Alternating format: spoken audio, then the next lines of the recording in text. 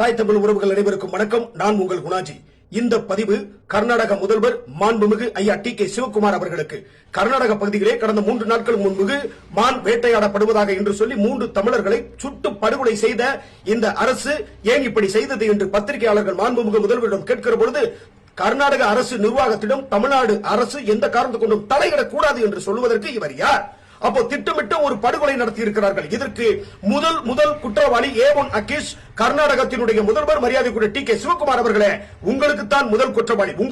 உங்களை வழக்குப்பதிவு செய்து உங்களை கைது செய்தால் தான் இதற்கு ஒரு நிரந்தர தீர்வு கிடைக்கும் என்று நினைக்கிறோம். நாங்கள் மத நல்லிணக்கத்தோடு இறையாண்மையை, சட்டத்தை மதிக்க வேண்டும், சட்டத்தை பேணி காக்க வேண்டும் என்கின்ற ஒரே நோக்கத்தோடு தான் இருக்கிறோம். இல்லை என்று சொன்னால் கர்நாடக ஓசூரிலே, கிருஷ்ணகிரி மாவட்டத்திலே கர்நாடக வண்டியிலே வருகிற பொழுது 3 பேர் 30 பேரை கூட வெட்டி சாய்ப்பதற்கு தமிழ்நாட்டுக்காரர்களுக்கு தைரியமும் திராணியும் வீரமும் இருக்கிறது என்று சொன்னால் நாங்கள் தமிழர்கள். நான் பிரபுவாத அரசியலை பேசவில்லை, ஒரு அரசியல்வாதியாக நான் பேசவில்லை, நான் ஒரு சாமானியனாக பேசுகிறேன். இந்த பேச்சை வன்மையாக கண்டிக்கிறோம். கர்நாடக அரசினுடைய முதல்வர் டி.கே. சிவக்குமார் அவர்களே, நாவடக்கம் தேவை. திட்டமிட்ட 3 பேரை படுகொலை செய்திருக்கிறார். அப்ப தமிழ்நாட்டு மக்களுடைய உயிர் உங்களுக்கு மயிரா போச்சு, அப்படிதானே? மயிரை விட கேவலமா கிள்ளிக்கிறியா நீங்க பேசுறதை நாங்கள் தமிழ்நாட்டு மக்கள் வன்மையாக கண்டிக்கிறோம். தமிழ்நாடு முதல்வர் மாண்புமிகு ஐயா சி.எம். விஜய் அவர்களே, இதற்கு ஒரு முடிவு கட்டி அந்த கொலை குற்றங்களை செய்த வனக்காவலர்களை கைது செய்து அவர்களுடைய வேலையை நீக்க வேண்டும். அவர்களுக்கு கடுங்காவல் தண்டனை நீங்கள் விதிக்கப்பட வேண்டும்.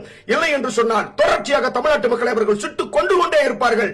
தமிழ்நாட்டு மக்களை அப்புறம் அனாதியாக ஒரு நாயாக நினைத்து தான் இந்த கர்நாடகக்காரன் செயல்பட்டுக் கொண்டிருக்கிறான். வன்மையான கண்டனம், எச்சரிக்கிறோம். நன்றி, வணக்கம்.